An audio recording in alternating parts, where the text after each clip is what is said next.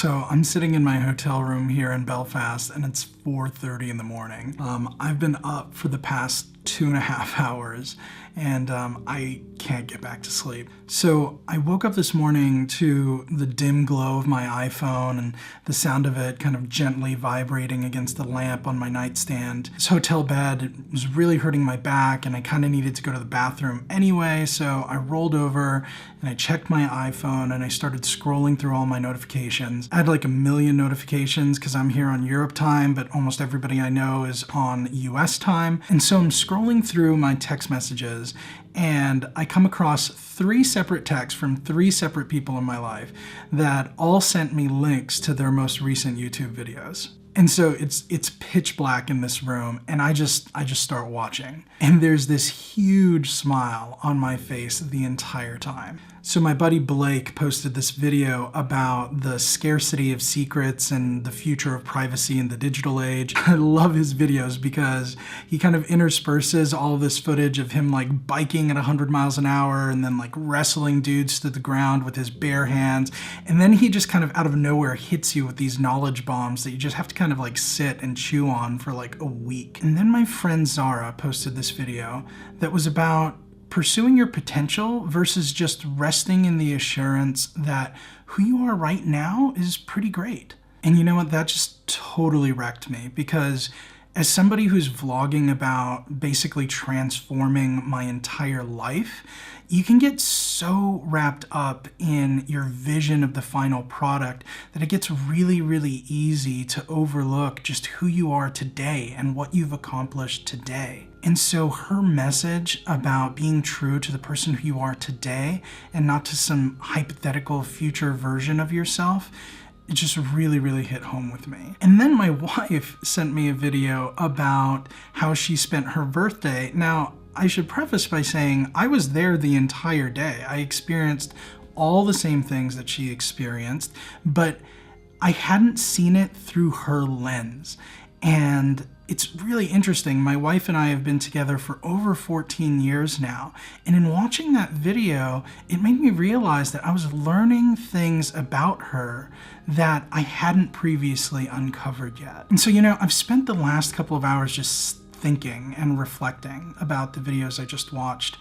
And I realized that they're just so powerful. I mean, we live in a world where we are more connected than ever. I'm sitting here in Belfast, halfway across the world from most of the people in my life who will probably end up watching this video, and yet I'm going to post a video tonight about the things that I'm thinking right now. I mean, we've got these tiny, like, supercomputers that we carry around all day in our pockets. We've got high-speed data on demand, and what do we use it for? Selfies? Food pictures? Cat videos? I mean, most of the time we take this extraordinary gift that we've been given and we use it just to pump the world full of things that are at best just superficial diversions. And occasionally someone will come along who will want to use the power of social media to affect some kind of change, but most of the time this just comes off at best sounding really self-righteous and preachy, and at worst just sounding really hateful and condemning. I mean, don't get me wrong, there are a ton of really important things that are going on in the world right now. I don't want to diminish from the importance of any of it, because I do think that as a society we're at a crossroads.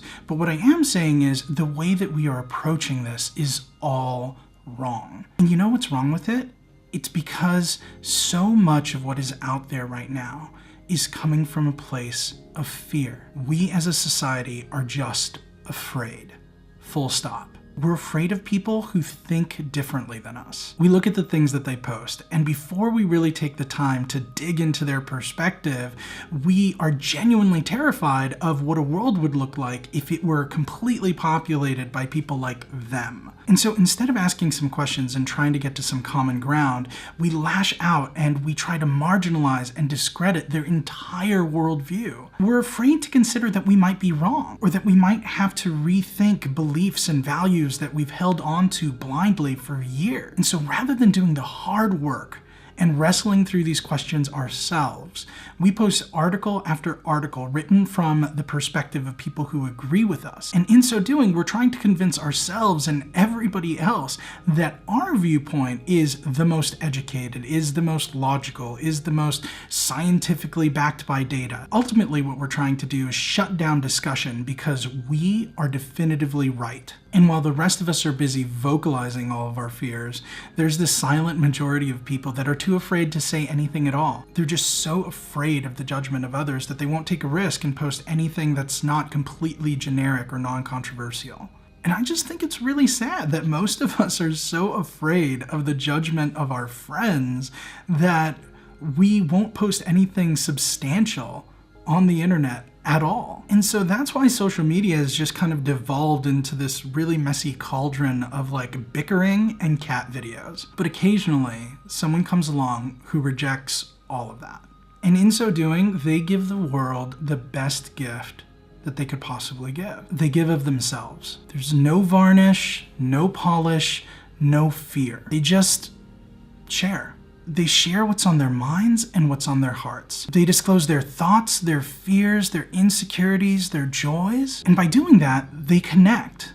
They make it okay for people who are silently struggling with the exact same things that they are. They give a voice to people who are too afraid to use their own. They force people to confront the questions that they've been deferring thinking about for just way too long. And they show people that in the midst of all of the things that breed chaos and hate in the world, there are still things that bring laughter and beauty and joy.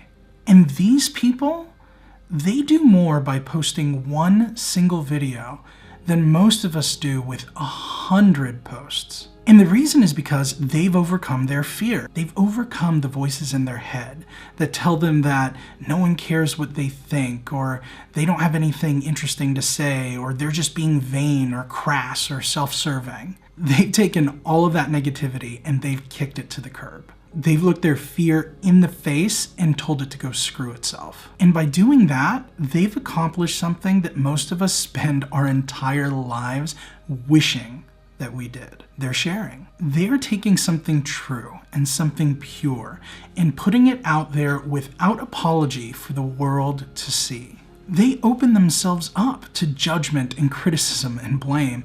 And they do it because they know that for every hater that's out there, there's 100 people who are marginalized and voiceless and fearful, who feel exactly the same way that they do. They know that there's a dozen people sitting on the sidelines that are saying, yes, that is exactly what I was thinking. Or, that's it, I struggle with exactly that same thing too. Or, man, I wish that I had that much courage in my own life.